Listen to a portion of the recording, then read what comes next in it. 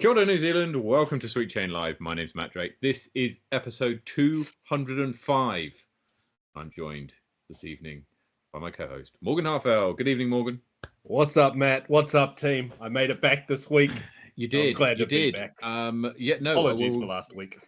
You're fine. What exactly kept you away? Well, I'm just flat out at the moment. Work's busy, which is really nice, and disc golf is also very busy. So last week when I wasn't here, I was out, not when the show started, but coming up and towards the show, I was out raking on the course for a good 2-3 hours, just getting it all tidied up, and then come back and just I sat down, was watching the show and sort of just typing away, doing other bits and pieces, just getting ready for the tourney. Fair enough. I mean, I have to say, I looked at some of the photos of the before and afters, or more the afters, and it looks really good. It's coming together. Really nice. Yeah, I'm really happy. There's been a few people in particular that have been coming out, multiple days a week to come and get the place looking spick and span. So yeah, come next week, it'll be looking sharp. I'm really excited. I can imagine there would have been the odd tourist who kind of looked at you and as sweeping a forest and going, "What the hell are they doing?" It's actually the course maintenance guys are the ones that keep driving past and giving you the old side eye, going, "You're taking work away from us," but they don't do it anyway. But that's the look I'm getting. Oh, well, fair enough. Right. Well, we've got a cracking show for you tonight. We're going to go through hot scores to begin with. Then we've got the UDisc stats for 2024. So we're going to be looking through all of the different courses in New Zealand, who's made it into the top 50, and crucially, who's made it into the top 20, so that they get featured on our hot scores every week. And then we're going to go through unique players and a bunch of other stuff. So look out for that. We've got the stats broken down for all of the courses by city, by island, and everything. Then after that, we're going to go into Distal, and then Paradise tips for this weekend, which is getting quite spicy, and also power rankings to finish us off. So So without further ado, Morgan, hot scores. Take us through the South. Boom. Right. For the last week of this section, this selection of courses around the country, we're going to go for the last time, at least for now, back down to Queen's Park in the deep south, where my guy Trent Hogg and Mr. Jeff Lewis both shoot a hot 13 under par this week. Chingford Reserve, and we have Fabian Montel and Mr. Philip Bother, who has been on a little bit of a South Island tour, I see, both shooting 6 under par this week. Mr. Kelvin Cummings, 5 under par over at Brockville, and then up into Queenstown Gardens, where we see Smokey, Mr. Pete Mackay, shooting a hot 14 down and knocking the Stiffmeister out of the hot scores for the week. Lismore, no KBG. This week we have Maddie G, 12 under par. Sam Page, Nick, and Mark all shooting a spicy 15 under par at Jelly Park this week. And then we get over into Warren Park, where we see Jaden Watkinson, one of the TDs of Nationals this year. He gets out there and shoots 11 under par. Mr. Scott Brooker, big friend of the show, 13 under par at Smallbone Reserve. And then into Queen's Park Reserve, we have Mr. Josh Mason, 5 down this week. Saxton Field, Dan Pfeiffer and Ben Cooper, 6 under par. And for the final time, rounding out the north of the south, 14 under par for Jet at Branford Park. And let's head up to the north. Starting off in the capital at Berhampore, it's Brady Cush who hits an 11 under par around the new black layout of Berhampore. Over here, Coy Ben Morrison hits 6 down in Petone, and up the valley at Harcourt Park, he does the same, 9 under par this time at Harcourt Park. Up to Linklater, Johnny Wake and Ephraim Russell tie for the best score of the week with a 10 under par. And at Maryland's, it's a trifecta of Brian Rawlins, Finn Rumours, and Jason Mallion, who can't decide who's best, tying as they've done on 3 under par. Across the Spa Park Black, and it's Taj Bedenius Nordstrom, which is a great name. Finishing Spa Park Black in indeed 3 under par. Over to Henderson, and Mike Foley hits 9 down. Up to Wood Hill, Ben Upton and Jackson Sullivan are tied for the hot round with 7 under par, and Sean Aitken takes the honours at Rosedale with a 5 down. So well done to them and everybody who hit a hot score this week. Quick reminder, if you could like and subscribe to the channel, drop a comment in. It all helps the algorithms and all of those things. You know, you've heard it hundreds of times on every YouTube video you watch, but we're going to repeat it here also. Hit the like button. Stick a comment in, and actually, which reminds me, Morgan, we're now going to go through the UDisc stats. Yes. And something before we do, the chat, if you've got any questions as we go through these stats, then please feel free to drop them into the comments, or even if it's just a comment on the stats themselves, then that would be fantastic. We'll try and answer the questions as we go. If not, then put it in the comments afterwards, and we'll get to them as and when we see them. As ever, if you want a copy of this presentation, then it will be available as well. Just send us a message after the show, and we'll get it sent out to you. Okay, so without further ado, producer Tom, I wonder if you could put the screen on my screen so I can see where we're up to, and we'll get going with the stats. With the stats, yeah. And I just want to say a shout out to the people that are in the chat so far, Mr. Hayden Bonney, Mr. Anthony Gilbert, who has remembered to show up to the show on time this week, Simon McKay and Marie Cummings. Thanks for joining us this week, guys, along with the other 20-odd people that are here. And we do love seeing you in the chat, so keep typing and commenting away. Absolutely. Tom, could you put the OBS screen on the Skype chat, please? That means more to him than it does anyone else. But Tom is frantically working in the background over here, guys. He's got a beat of sweat running down his head. Right. There it is. Good. Right, I know where I am now. Excellent. Thanks, right, let's kick off. First off, we're going to just define the scope of this so that you all know what's included and what isn't included.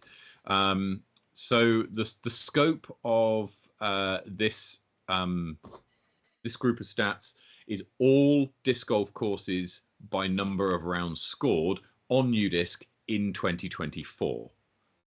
Okay, and then we've got yearly stats for 2017 to 2024 as well, which we'll cover off at the end. So if we could go to the next slide, please. Have we got these up on the YouTube screen as well there, Tommy? Yeah. The scope's just gone up. So when we're talking about like the totals, we're talking for islands or for cities.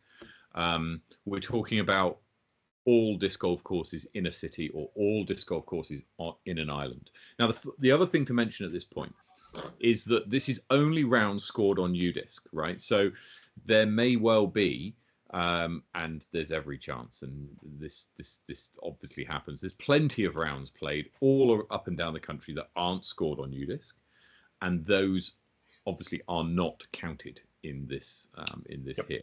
However, it's the best we've got, right? So it's all we can work with. And it gives us a broad idea of what's going on. And also, I wouldn't expect there to be pockets of the country that have a notably higher UDisc subscription rate than other parts of the country. Yes, there'll be differences, but I suspect that those differences will be negligible or not overly noteworthy if there's any kind of difference. Again, I don't know the differences in UDisc subscription rates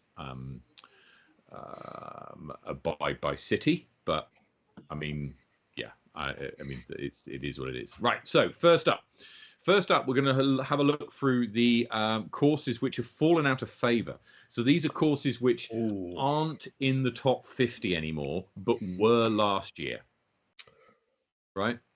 So all of these courses were in the top 50 in 2023, but are not in the top 50 in 2024. So yeah, I reckon, interestingly, just right off the top, the Tekapo beginner course, if we're going to call it that, I'm actually not sure what it's called. That course gets used quite heavily. Like every single time I go past there and we stop and play, there's been like at least a quarter to a half of the course full of people, locals Yep. out there playing. Never really see anyone on the advanced course, and I'm not sure if it's probably just due to parking, honestly, because you've got to walk a wee bit to get over there. So it's a bit unfortunate because it's a great Mhm. bit of it's a great course down here in the south. Yeah, it's the Family Nine. Is the name of the other course, and it That's does the make one. an appearance in the top 50. So we Yep. will get to that shortly. Other thing to note about Tekapo is the Tekapo does make an appearance a bit later on in one of our other stats as well. So be on the lookout for that. Other than that, I guess White Tower might feel a little bit aggrieved that they've gone down 5 spots despite growing 20%. But I mean, yeah, it's a bit out the way and it's a bit difficult, so that might put people off. So yeah, those are the ones that used to be in the top 50, but now are no longer in the top 50.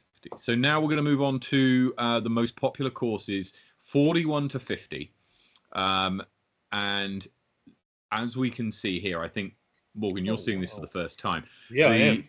The big changes here are really around all of them are growing, right? With the exception of Inglewood, which has taken a bit of a hit, but a lot of the other ones are growing, and some of them have seen huge growth, right? So Flight Park. if we Flight Park's one that's Holy. gained 800 more plays.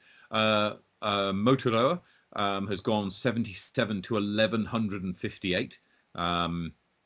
So quite significant increases. Now, many of these courses that we're mentioning here will have been put in the back end of 2023, and so wouldn't have had a full year's worth of play necessarily. And so yeah, so that's what we're seeing.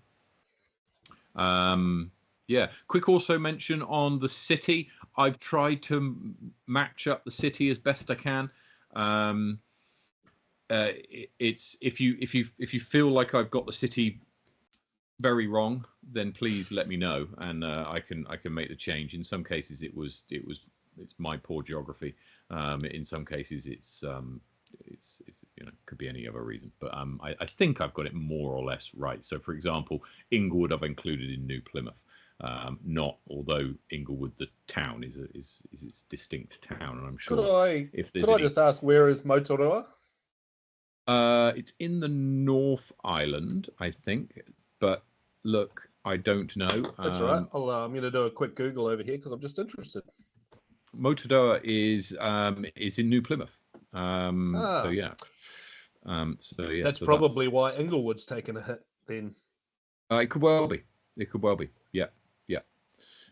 So yeah. So that's gonna we'll see differences. So actually, Motodoa could well have been included in the New Plymouth stats. There, I'm sure there's Inglewoodites who would probably claim to be independent. However, for the purposes of this exercise, we've bunched them in. I should perhaps have put Motodoa into New Plymouth as well. Moving on to so Ludgate Bridge is in Ludgate. It's a fair way from Cromwell. So here we go. So this is my New Zealand geography being tested, and in a lot of cases, it's about 20 minutes from Cromwell, roughly. Okay. Closer to Wanaka. Okay. Right. So 31 to 40. Morgan, what can you see here? 31 to 40. Yeah, sorry, I was just reading the chat there. That's right. There's a noteworthy entrant into this.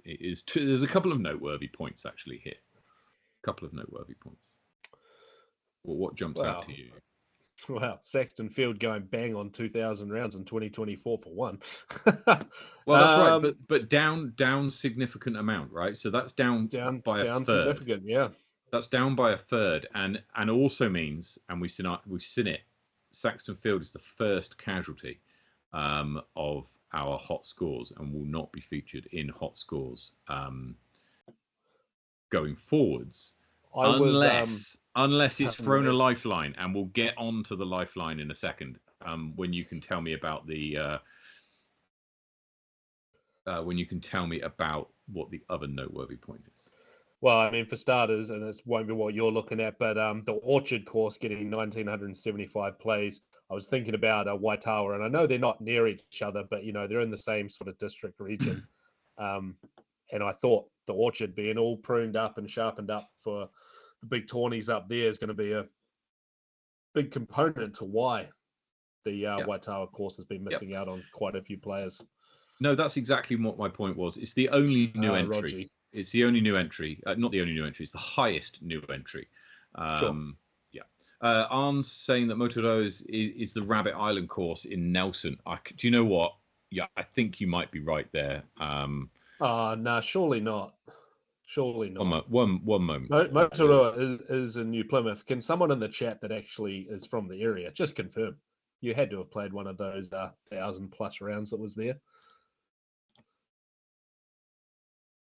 Oh no, that is it. It's Motorola Disc Golf Park, Rabbit Island, New Zealand. Yeah, it's wow. That is the course. So, but again, that's one that I should perhaps have included in the Nelson numbers, but I haven't. Yeah. I'm surprised in a very good way that's the one we're referring to. That's awesome for the region up there. Yeah. Right. Next up is, and this one's the before we go on to the 21 to 30 courses. On Hot Scores, we feature the top 20 courses. Now this year, or from next week for a year, we're going to offer you the choice or the opportunity to add in 2 more courses of your choice. Okay, so this is the fan favorite courses. We're going to be sending out a quick survey, and what we want you to do is come back and tell us what course would you like to see featured in Hot Scores, which is otherwise not going to be featured, right? Because of the number of plays, and each week we'll read out the Hot Score on that, on those 2 courses as well. So you have an influence, and we'll send out the link after we've done all of the stats. So if you want to see Saxton Field continue to be mentioned on Hot Scores, then you can. If you'd prefer that Jardine Park got a mention, or perhaps Henley Lake is more of your bag, then make sure that you put in the vote a little bit later on. There are a couple of other casualties which aren't making it into the top 20 unless they get voted back in by you guys. So in the 21 to 30 category, what we can see here is that at 21, Linklater and Maryland's both fall out of the top 20. So Linklater and Maryland's falling out of the top 20, despite both growing. Linklater grew by 16%, Maryland's by 7%.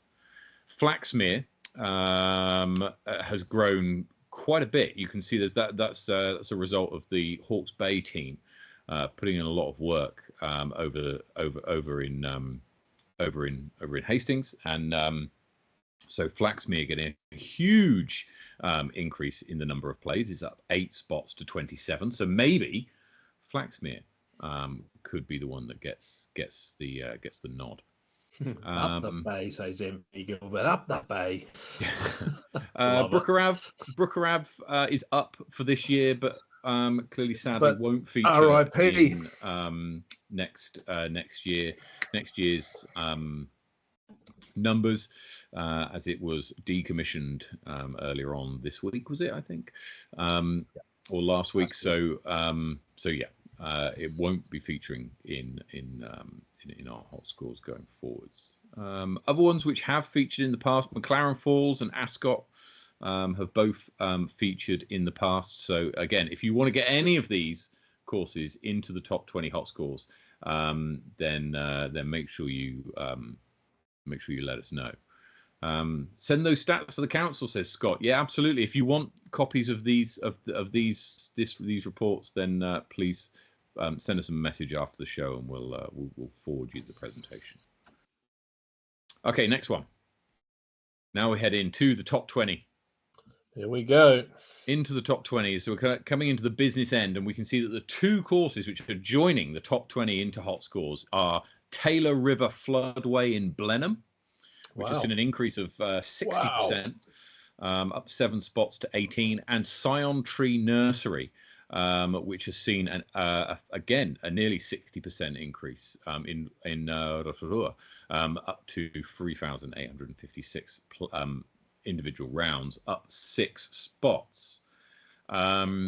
So yeah, a couple of drops there. Berhampore has dropped 25% in number of plays from 2023 to 24. I wonder if that'll increase now that they've got the full 18, which went in beginning of this year. So that'll be interesting to see whether 2025 bucks that trend. Smallbone has taken a little bit of a drop as well. There's, I mean, competition for places in that area of the country is just increasing. Which makes it very difficult for individual courses to kind of hold their own. Elsewhere, Lismore with a small drop, but otherwise you can see the kind of growth numbers. Henderson and Chingford both growing strongly as well.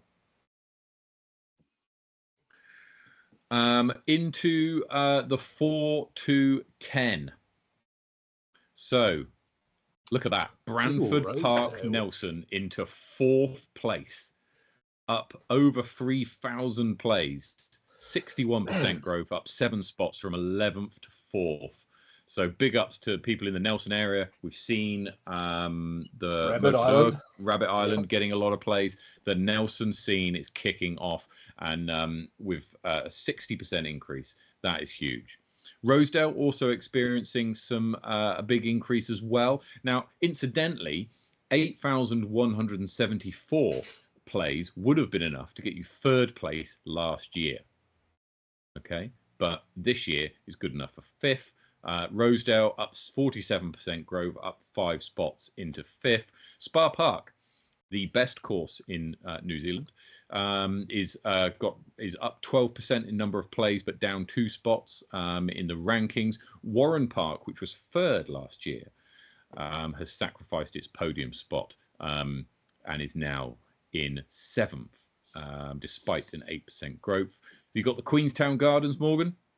Small bump. The Queenstown Gardens, small bump just in number of plays. Just maintaining a pretty solid amount of players every year. Obviously, we get a shitload of tourists that don't have UDisc. Well, that's true. That's true. But you also get a shitload of tourists who do have UDisc, and we'll see the effect of that a little bit later on. Hikoikoi Reserve in Wellington is both my local course and also has finished 9th for the last 3 years in a row, 2022, 2023, and 2024, cementing itself in 9th place. It really enjoys that 9th spot. Queen's Park Reserve down 4 spots to 10th as well. I'm saying that Queenstown Gardens may have grown more had Flight Park not opened. That's maybe fair. Okay, so before we move on to the top 3, don't put it up on screen yet, Tom. We shall, because we need to get Morgan to have a guess.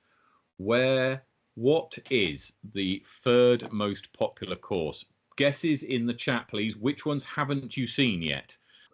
I reckon Warren Park's coming in at 3.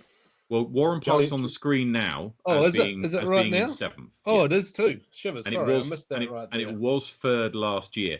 But which course is 3rd this year? Any guesses in chat? I'll give you some clues in a minute, Morgan. Tom, put it up when I prompt.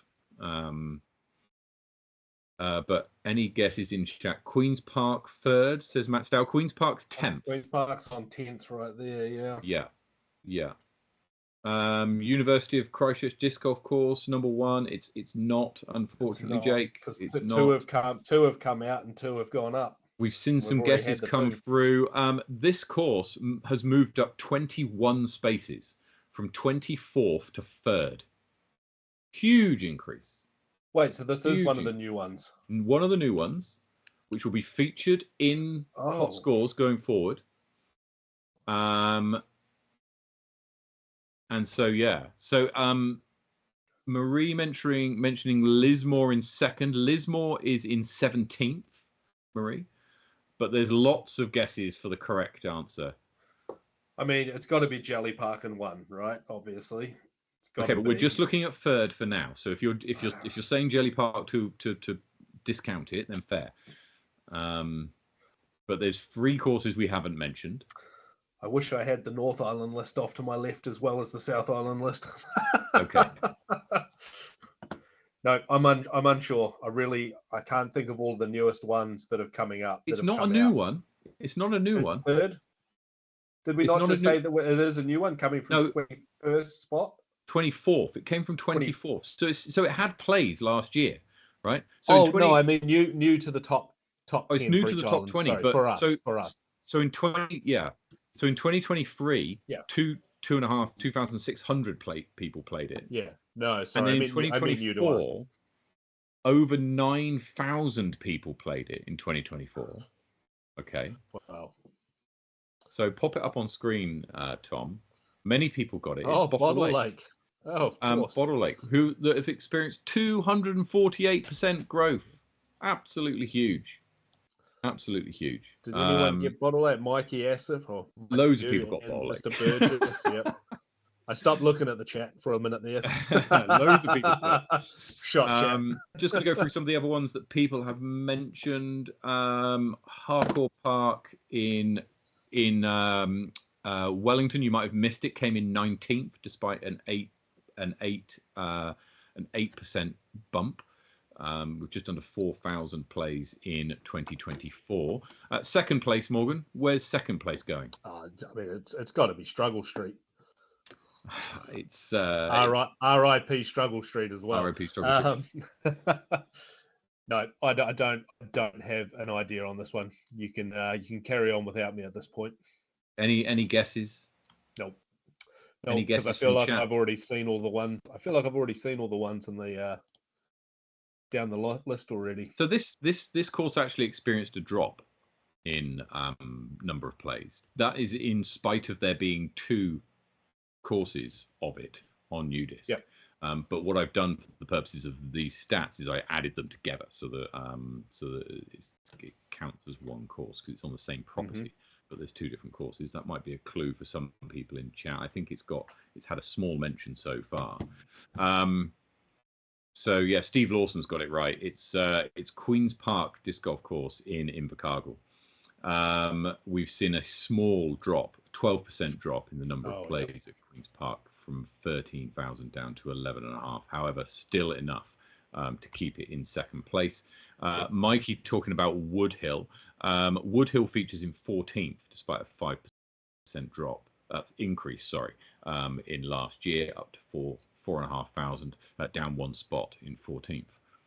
And the winner, Morgan, is you can probably guess it, but what I want you to guess is how many plays. 26,000. 26. So last year in 2023, it was 16,436. How many more people can you get in the daylight there? It's just a constant stream around that place. So the winner is probably obvious to many people. It's not the university course, it's Jelly Park, and Jelly Park had nearly 17,000 people go around it, a growth of 3%. You could argue that on a nice day, it's very difficult to actually pump many more numbers round. As stories of queues, etc. Well, that's kind of what I was just alluding to just before. I was like, how many more people can you get around that course? It's just a constant stream all the time around there. It's sun up till sun down. Marie's got a good question. With Woodhill, were all the layouts combined? Yes, they were. So in all of these stats, all of the different layouts are combined. The stats are done at a course level, not a layout level. So if you've got a front 9 or a family-friendly putting 9 and then a championship 18, both are counted, and the stats are combined into one number. Have you played Woodhill, Matt? Woodhill, I haven't played any disc golf in Auckland. Roger. I really enjoy Woodhill, and the guys do a really good job of sort of keeping that place. But I must get up there because you're absolutely right. Hayden's, I see photos and it looks really good, and there's lots of layouts, so there's plenty of stuff to choose from as well. You don't have to go there and get your ass kicked if you don't want to. So yeah. Jelly doesn't include the million rounds that Ewan made people play in a day. That's correct, Arn. So when Ewan did his I don't know, play 1,000 rounds of disc golf in one day at Jelly Park, and I don't know, 40 people thought that was a good idea. Those rounds have not been included as yet. Jake, you're asking about the University of Canterbury course. Let me just grab it for you. Since you've asked, or have at least mentioned it, let me tell you where that course fits in the overall rankings for this year. It comes in 51, so it narrowly misses out getting a mention on the show. So it's 828 plays. I'm sure that with it being new to last year, that it'll make more of a splash in the 2025 stats than it does, especially as it's now got a bit of a plug, and people know to check it out when they're in the area. Okay. Now, so taking a look now, we're going to break this down by city, Morgan. All right. Right. So let's have a look at by city. Now, this is the 11 to 20. What we've got is we've got growth in every city bar Cromwell, which has just seen a small drop. Other than that, every city has grown with differing degrees. Hastings up 112%. That's Flaxmere. And again, you'll have to excuse my ropey geography knowledge in some cases here. I feel like it's got to be Nelson coming in at the top number, just based off of what we've seen before. Well, we'll have to see. We'll have to wait and see. There is the link in the chat if you want to go and vote for your favorite course to make it into the top 20. Not into the top 20, but get a mention in hot scores that currently sits outside of the top 20. Then feel free to put it in. So there we go. Where we've got courses like Linton Army Camp, which is just outside Palmerston North, that's counted as Linton and not been grouped together with Palmerston North. So I mean, there could be discussions which could go on ad nauseum over where courses should be, and if people want to split it up differently, then they're more than welcome to do that. But Blenheim, Taylor River, showing big increases there, 60% growth. That's what we're seeing there. Rotorua as well. That's Scion Tree solely doing the work there, pushing it up 3 spots to 13, and seeing 60% growth. So let's go to the top 10. Morgan, what's number 1 going to be? Oh, it's Christchurch. It's already on there. It is Christchurch. When I was thinking about the plays, I was actually thinking about the percentage that's of growth as opposed to the number of plays. Christchurch is obviously always going to take that down, but still, it's 40%, right? 40% growth in Auckland has toppled that number anyway. That's right. So Christchurch is top, and you can see they've got over double the next highest, and indeed as much disc golf is played in Christchurch as is played in Auckland, Wellington, and Nelson combined.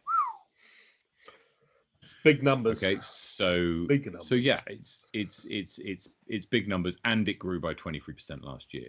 Auckland catching up. So this is partly down to the orchard, partly down to other factors. It's increased by 40% over 2023. Wellington has taken a little bit of a hit. That's gone down by 370 rounds. Honestly, I've contributed to that drop, probably by about 150 rounds. So my apologies to everybody in Wellington.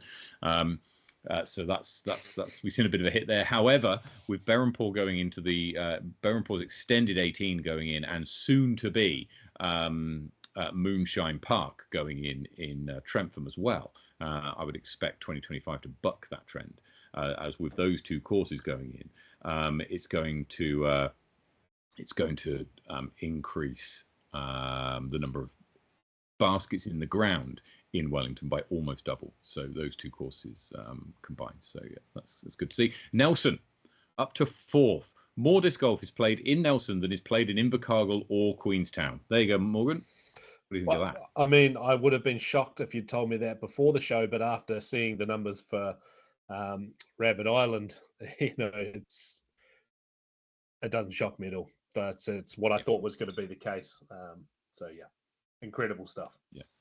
Yeah. So shout out to the Nelson guys, right? Because they've done a great job in putting together the courses. And actually, I think out of all of these cities, if you went back 5 years, Nelson would be the notable exception from this from the group here, with all of their courses being relatively new. So yeah, huge shout out to the efforts there. Invercargill is kind of suffering from the one course that it has. They have 2 courses down there.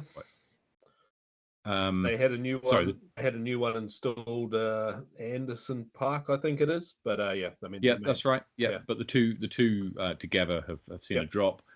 Levi being in Dunedin, who knows? It's about 2,500 rounds. So I mean, if Levi's posting some big numbers, and by big numbers I mean about 8 rounds a day, then that could explain that gap. Otherwise, there are other factors at play. And then we'll go to by. Sorry. No, I was just going to say they're down 2,000. Dunedin's up 2,000. Well, it's the Levi effect. maybe, and it's all of his followers as well. Maybe that's the entourage. Anyway, let's have a look at by island. So by island, we've got a new entry in at third. Stewart Island. Yes, ringer. Let's go. It's up 20%. From 2024 to 23. I couldn't put Stewart Island in either of the others, as it is its own island.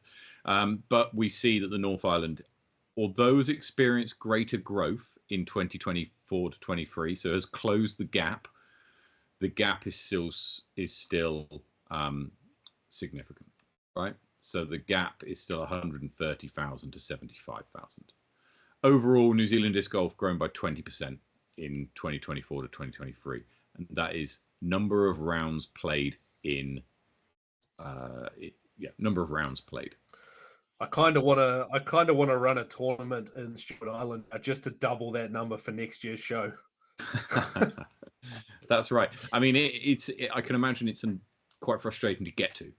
It's a great experience. But fantastic experience, but also frustrating from a logistical perspective to get over. Fly to Invercargill, fly to there. Easy as, mate. Yeah, should be right. So by island, we can see the difference there in New Zealand has gone up by about 20%, and a lot of that growth, although the percentage growth in the North Island is greater, the difference in actual numbers, you can see that the South Island's grown by about 17,000 rounds. The North Island's grown by about 16,000 rounds. So although the North Island has grown by a lot more than the South Island has, the gap has actually grown as well, right? If you're looking at a pure numbers chase. So yeah, what are the Chatham Islands up to exactly? I was about to type back to that. Not much, bro. I've looked at the Chatham Islands 2 or 3 times as like a holiday destination. Can't get it across the line. I'm sorry, Chathams. What are they doing? And do you know? I mean, they're all being spanked by Rabbit Island, honestly. But anyway, let's move on. We're also now going to have a look, at the number of unique players, right? So this is an interesting stat. So unique players is the number of different people who played these courses. And we're looking at the numbers 11 to 20 here.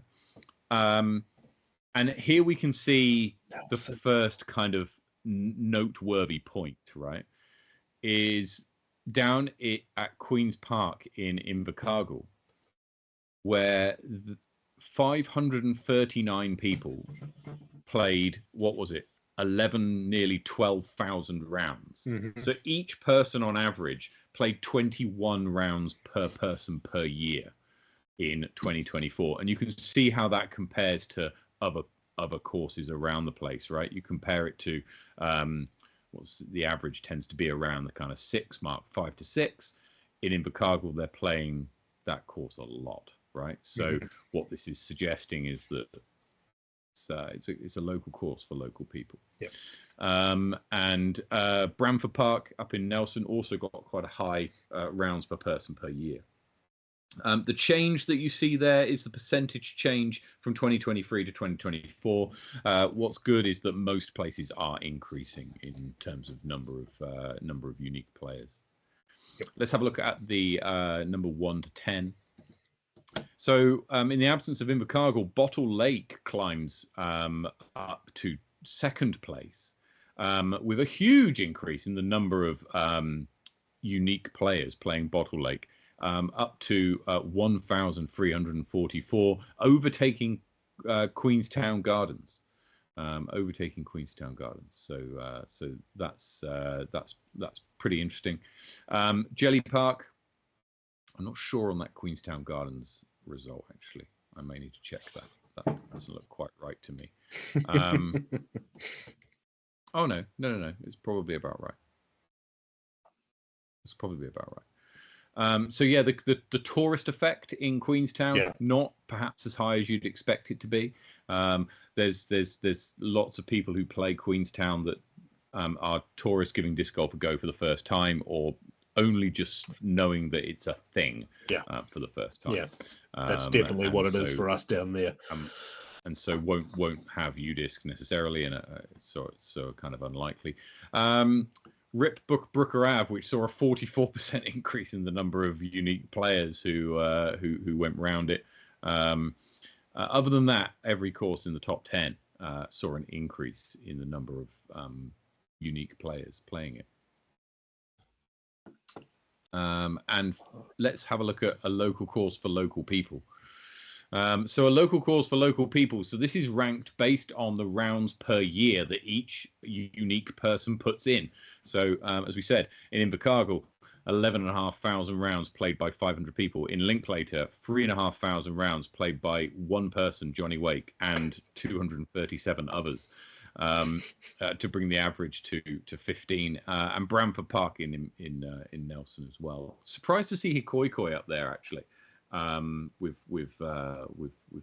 so few unique players. It's not I guess nobody comes to Wellington to play disc golf for a kickoff, and very few people come to Wellington as a tourist destination. I mean, if you live in New Zealand, you probably don't go on holiday to Wellington, so it doesn't benefit from any of that. I don't know. Hey, Matt, I'm going to have to stop you there. I quite enjoy my mini breaks to Wellington when I do get up there. I know it's been a minute. Am I wrong? Am I looking at this from because I live here and I just think it's a bit of a government town, lots of kind of offices, bit administrative, not really as much going on in terms of touristy stuff than perhaps other places. Am I being unfair? I think Chat, what's going on? I think Am I being unfair? No, Wellington's naff. Yeah, that's. I've been on holiday to Wellington before. Jake, were you an adult when you came to Wellington on holiday? I've probably been up there. I've been up there a good handful of times in my adulthood to go, to the zoo, to come watch some sports, live music. Nah, that was Auckland. Yeah, no, it's naff. Sorry, bro. Yeah, my bad. I was trying to help you out there, but I've got not much. Yeah, so Jake confirms he was a child visiting family, so unlikely to be able to sort of duck out and go to the disc golf course. Oh yeah, homegrown. Let's go, Matthew Stowell. Homegrown is this weekend. Yes. So you're right, absolutely right. So, but rip homegrown because it's the last year it's going to be held in Wellington. So it's be one more year to not visit. One more reason not to visit Wellington in 2026. To be honest. However, well, I don't. Do I need to sell it anymore? I don't know. What else have we seen here? Probably all that you would expect to see, right? So, only ever been there for disc golf comps. Yeah, I mean that's what people are saying. Could make the trip for a big tournament, the first annual Sweet Chain Live Open, surely, Jake. What I would say is that obviously it held nationals in 2021. However, it was limited to the number of people who could play it because of something happened in 2020, 2021. COVID happened in 2020, 2021. I want to know who you've been talking to, Jake. Uh, and yeah, other than that, Wellington. It's tough to hold a big tournament of like, and when I say big tournament, I mean like a multi-course 250 kind of player tournament that somewhere like Invercargill or Christchurch or Auckland or Taupo has done in the past, right?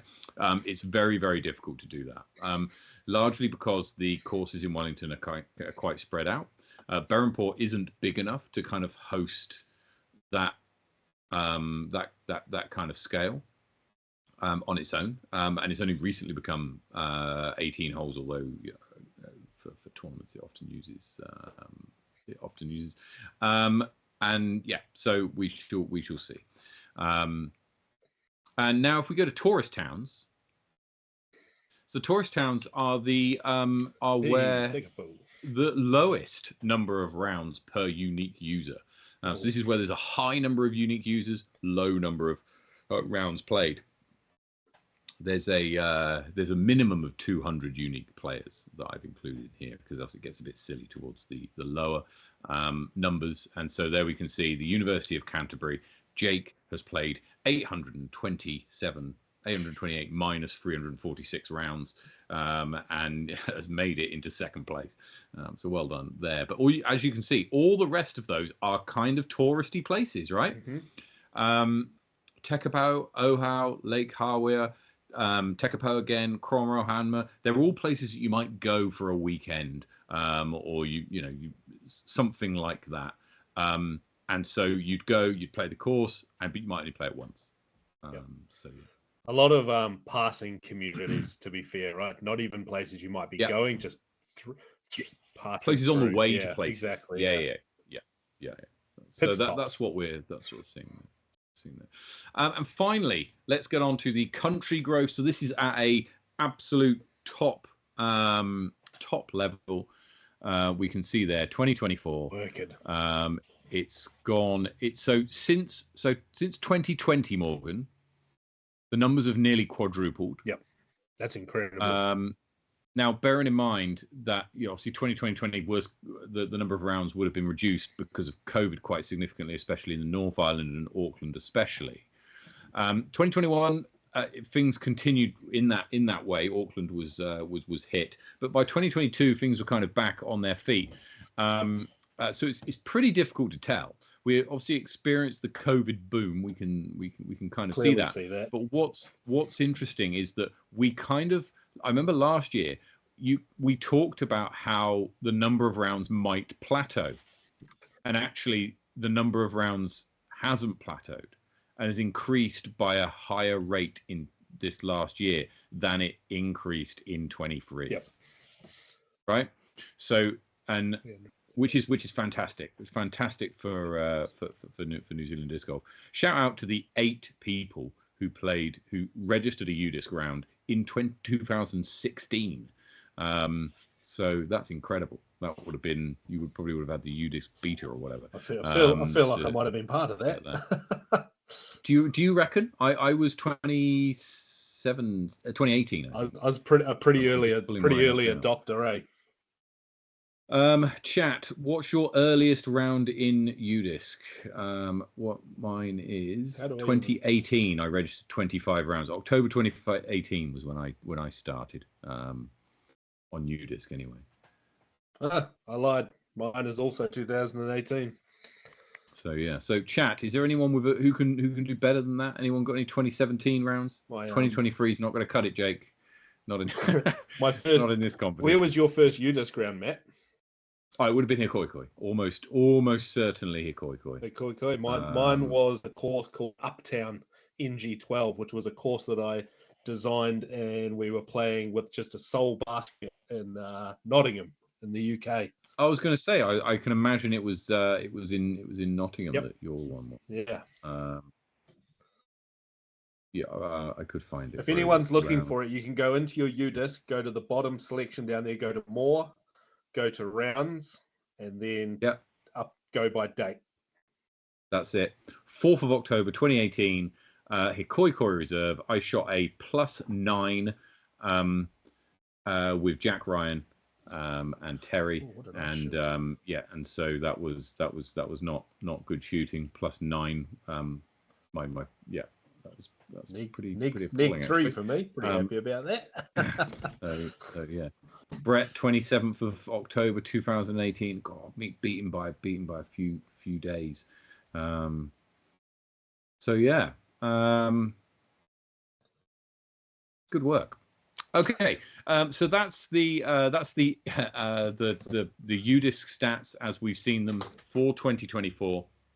Huge increase in the number of plays, and obviously I will say that these are UDisc stats. They're not total numbers. You know, there's unfortunately we don't have people at every disc golf course kind of checking people in, so it's difficult to know. However, it's the best we've got, and as I said, it's probably fairly consistent, or at least the patterns will be fairly consistent across the country. So we've announced our top 20, and if you want to vote on what the other 2 courses will be that make it into our hot scores, make sure that you click and fill out the link, which producer Tom will probably put in the chat again very shortly. And you can vote for what will be your favorite course to have added to that. Up the flight park. Up the flight park. Well, there we go. So there we are. Right. Let's well, just before we move on, Morgan, we will be playing some Discal in a minute. But before we do, we will have some stats on player stats in 2024. Remember last year we broke this down into 2 sections. We had a course stats and a player stats. Part 2 of the stats will be going. Player stats, shot stats, aces, rounds, ratings, eagles, all that kind of stuff is coming, and we will be doing a show. Probably we might do a quiz. We might make it work like a quiz, Morgan? Sure. Because you like a quiz. Maybe we'll get someone else to battle against you. I don't. Hey, I'm just going to put this out. I'm going to bring the mic up nice and close here, and just Mr. Arne Burgess. Just because we're talking about quizzes, I'm not going to let you forget that you didn't double our score last night. Sorry about that. That was a little personal dig right there. Yeah, indeed. Right. Anyway, so let's go and play some Discal. Morgan and chat. Help us out here, Morgan. What are you going with? What are you starting with? Let's start with a compass, please. Compass, yeah, okay, nice. Used to throw a compass. Yeah, me too. One of those. I don't even know what they're called. The ones where they're printed with the Hulk on it. Nah. Oh, okay. Yeah. Oh, yeah. Dimax, I think it's. Dimax, something like that. Yeah. Okay, so we're fast than a 5, more stable, but the same amount of glide. Glide of 5. Rather. Oh, okay, let's go. Is a Firebird is a Firebird 5? 5 glide? It might only be a 4, to be fair.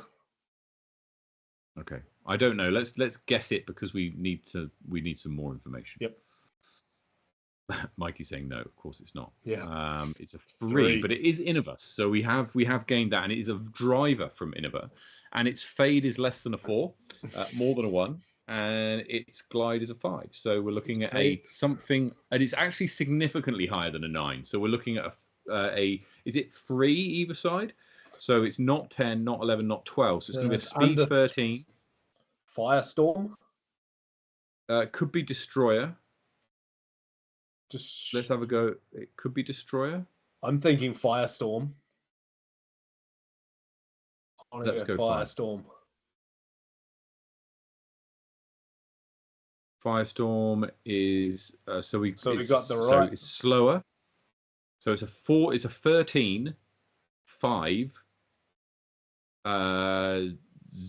minus something 3. Mikey says Destroyer. That sounds like it could be in the right ballpark. Let's have a go at Destroyer. 13503.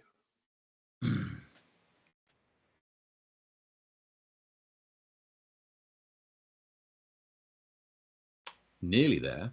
It's a speed 13. Yeah. Well, then it's like a boss. So Is a boss 13? I think so. Champion boss. Let's go with boss.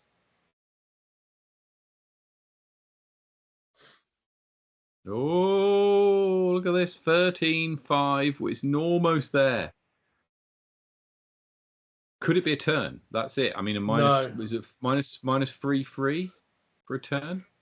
What are we here? So we're 13-5 minus. Hayden's saying katana. Jake's saying shrike. I think shrike's a 12, isn't it? 13-5 minus 2. So is it katana? It's not a shrike. Not a Katana. shrike. People are coming through with katana. I'm just trying to think if a Colossus is a 13 or a 14 speed. Well, I'm looking at Mikey for this because he's obviously Innova player. So he's saying katana. So should we? Yeah. Should we lock it in? Run katana. Reveal hint. It's like a sword. There we go. There it is. Congratulations, well done, Mikey, for the win. Actually, Hayden Bonney for putting it in the chat momentarily before. So very well done to them. Right, Morgan. Back to the disc golf. Yes. We have Paradise Plates being played this weekend. Yep. Down in Paradise. The closer it's crept up, the more jealous I've been getting. Man, I'm a little bit disappointed I'm not going. Oh, because you were umming and ahhing a little bit here as to whether you were actually going to play. Was. But you I'm actually I'm just going to have a decided quick look if I'm supposed to be working. No, I'm not even working this weekend outside of the classic. Oh my word! Cool boy, Aaron. Yeah, man, Paradise. Okay. What a bloody awesome tournament. This is one that just goes down in disc golf lore, I suppose we can put it. Aside from the disc golf just being incredible, you know, the location is top tier. As long as you like sleeping in a cabin, which I love, so that's absolutely not a negative. As long as you like being a little bit bush, it is one of the most incredible places you will ever play disc golf any time in your life. But man, everything else that sort of goes on around Paradise as well, just the little side quests, I like to call them, out into the bush, wandering around, checking out the glowworms, watching the stars, the bonfire, the Jungle of Fame party that Mr. James Smithles puts on. It's a pretty incredible weekend. It is. 1 year I must make it down there. Honestly. The last time I was there, actually no, it wasn't the last time. It was 2 times ago I was there. I got to I had a wrestling match with Jay Redding. There's a little bit of random information for you around a bonfire. Did you win? Did you tap out? He's a freaking beast, man. We'll leave it at that. Okay, so let's have a look at the tipping for Paradise. Starting off in MPO, Simon Feasy is the favourite going in over Daniel Hunter. Ben Wheellake is the third favourite here. I mean, it's difficult to look away from Simon. Really, he's been on pretty good form. So yeah, I mean, it's going to be interesting to see who takes this one out. Although there's the place odds goes quite deep all the way down to Jimmy's got quite a. I put a wee side bet on the place on Mr. David Mora from Hawaii, who's out there. He's just headed. Oh, okay. Yeah, he's out here for a few weeks with his wife, and he's a really solid player. I don't see him getting over the likes of Simon or even Ben, but I can see him tiptoeing his way into the top 3. Yeah, I mean, this is one of the interesting ones where the data analytics team, the digital development team, really struggle when it comes to overseas players and trying to get them into the right spot. But I think hopefully they've got it more or less in the right place this time. So he's a solid player. I think he deserves to be where he is in that list there. Tips need to be in by Saturday morning, about 7 o'clock. So normally I get up, 6 or so and get ready to do the park run, and then I do it just before I leave. So so make sure you get it in by about 7 o'clock. Just a note there, I actually didn't catch his name on that list. Mr. Ryan Cambridge coming at 11.3. He's won that tournament. He's won that tournament before. We've not seen him, and we've not seen him compete for some time either. So it's that's going to be interesting to see how he gets on. The last tournament that Ryan Cambridge played was back in May. at Lismore, where he finished 4th. Yeah. So let's have a look at further down. FPO, Hayley Flintoff's the favourite here. In MP40, Mikey Yu and Tom McKay are pretty tightly matched up, but Mikey Yu has the edge at 3.3.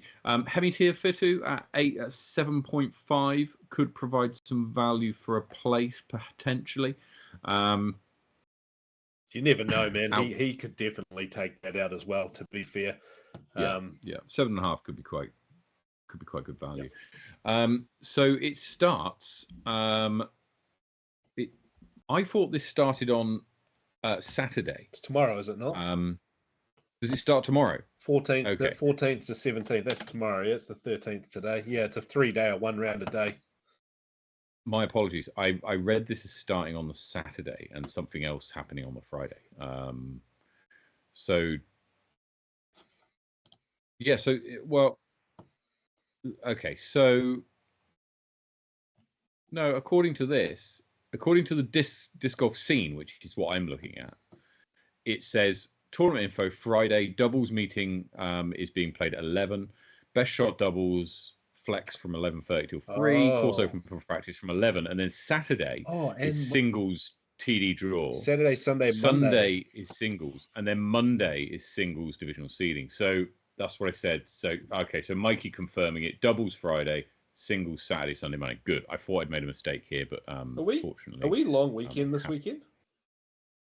Not in Wellington. There could be an anniversary going on somewhere around the country, and so that could be it. But it's not. Have I got a long weekend coming that I don't know about? Doesn't look like it. No. Never mind. So in MP50, Dom Hayden goes up against Martin Durkin and Nigel Hailstone. So that's going to be an interesting division. That is an interesting one. Mo was out, Martin was out in Thailand and not playing anywhere near as good a golf as we're used to seeing him play.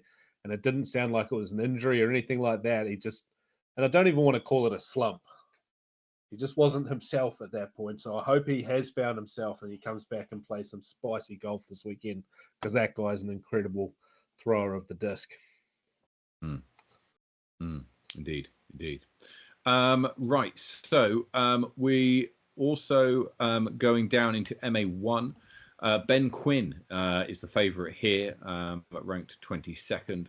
Cooper Solis 6.4. Really, after Henry Boyle, the digital development team have got those three kind of locked in, and don't see too many people outside of those three bothering the podium. In FA1, Rowan Simmons is the favourite going in here against Hannah Joint and Nikki Day. MA40, Stuart Gilchrist is the favourite here at odds of 6.6. Although, to be honest, just outside of that, you've got Russell King, Ed Waddington, Lance Essen, Jeremy Hills, Patrick Maslin, Kelvin Cummings, who could all do damage. You've got, obviously, Lance Essen has been playing very well recently. You've got Russell King is obviously a very strong player, national champ from a few years ago. And who else? Jeremy Hills, who recently took out the win in Roxburgh. So, yeah, you've got. It's going to be quite interesting to see. They don't call it the best division for no reason, boys. Indeed, they don't, and it goes deep as well, as we'll be following this and all the action. Marie Cummings is the favourite going into FA40 up against Rebecca Mora, presumably wife of Dave, of David, who's playing in MPO. Mark Tebbett is the favourite, odds-on favourite in MA50, 1.7 over Carl Jolly. At 6.5, and in FA50, Wellington's Debbie Mills is the odds-on favourite here at 1.2. I would say that's value, but it's not really value at 1.2. Chris Davies is the favourite to win in MA60 over James Smivels, and in MA2, Connor Rabbage has the edge over Liam Spronken and Latham Storm, according to the digital development team. So there are the the tips for Paradise Saturday mornings when they close. We'll have a quick look at the leaderboard for the tipping competition, because we've only got 5 more events, including Paradise this weekend, that are included in the in season 1 of our tipping. So so I don't know if producer Tom can put it back up on screen. Here it is. And Steve Lawson has got quite a lead, but I mean, Josh Pratt has put on some money this weekend. He's bet 5,000 on Tom McKay, 5,000 on Mikey Yu, so and 2,000 on Mikey Yu to win, 7,000 on Mikey Yu to win. So yeah, Josh looking to hunt down Steve Lawson, who's yet to put any committed bets in here. However, I do think he tends to put in his bets towards the end. Is he just going to hold on to the chips at this point and hope for people not? No, I don't know. That's a very risky strategy. It's a very risky strategy to hold on now. With 5 events still to go, I think he can be caught, honestly. If he didn't put any more bets on, I think he could be caught. Or is this gamesmanship from the 3rd place holder? Well, take it how you need to. It could well be, right? It could well be. I mean, I've been quite tentative with my bets. You can see that I've put on a third of the number of bets that that Steve has in this season, and about a third of the number of bets that Josh has. So my bets have been more. I don't know. I've been more selective about which ones I've put in. Just remember that if you haven't logged into the site since the beginning of March, you will have a 500 coin stipend that you can use to kind of kickstart or carry on, hopefully, your account. And every day you get your little daily loot box as well, which gives you coins. So you get an opportunity to keep renewing your balance. And now we've got 5 more events in season 1. We've got a prize for the winner. So the winner will take home a custom dyed disc that looks incredible. I sent a picture of it today. It looked brilliant. Season 1 Sweet Chain Tipping Champ. It looks brilliant. You can hang it on your wall, or you can throw it if you want, but it looks really nice. And so that will be going out to the winner of season 1, and we'll have one of those for each season. Season 2 starts at the beginning of April. Everybody's numbers will get reset. Your final balance will be preserved, so we'll have an overall leaderboard. But for each season, everybody's balance will get reset back to 1,000 coins, and obviously you get a 500 coin stipend twice throughout the season that takes us through to the end of June. I can't let this slide. I just got a message from an undisclosed person saying, "Put the effing house on the Jaguar to win MA60." Sure bet. Well, so the argument here might be that is the argument here that James Smivels is way more likely to finish the tournament and therefore take out the win. I don't know. But we shall have to see. You have to play all of this. You have to take all of this into account. As I said, bets will be closing at the end of on Saturday morning. I'll close off the bets at around 7 o'clock. I'm not going to do a countdown or tell people when it is. It will just be in the morning. So make sure that you have them in well before then. Right, let's just have a quick pop along to power rankings. So we had a little bit of an issue with updating power rankings due to reasons last week, but fortunately they didn't really have an effect on the overall ranking. So these are up to date to A Late Summer's Dream, which was played 2 weeks ago.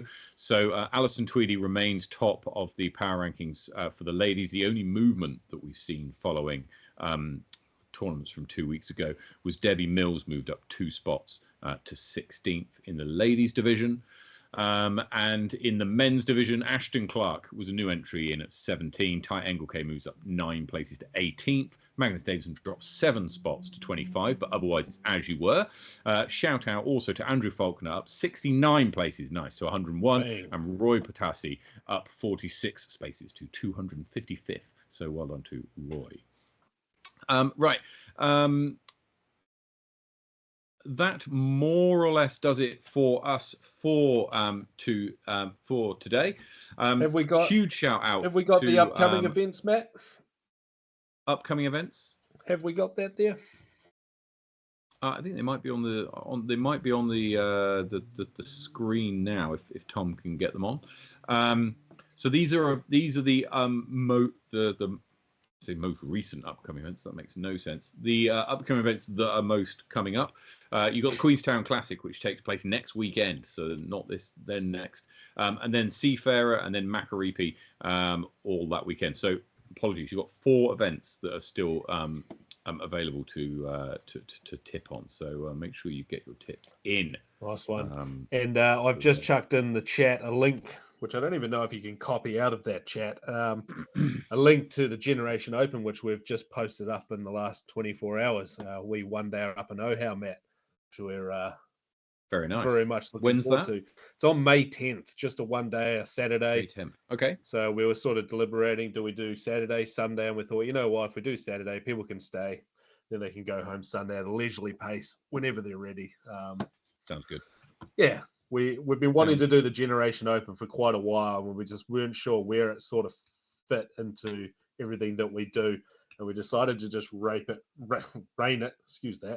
all the way back in and just make it a wee fun one day. We put it right when Adam's birthday is as well. So just going to be a bit of a celebration and what Generation really is. So we're excited for that one. Fantastic. Finally, just to say a huge thank you to all of our Patreons who really make a difference to the stream and the show. And if you want to get involved and support us even further, then you can do it at patreon.com/sweetchainlive. Otherwise, be sure to like, subscribe, leave a comment. What did you think of the stats that you saw earlier on today?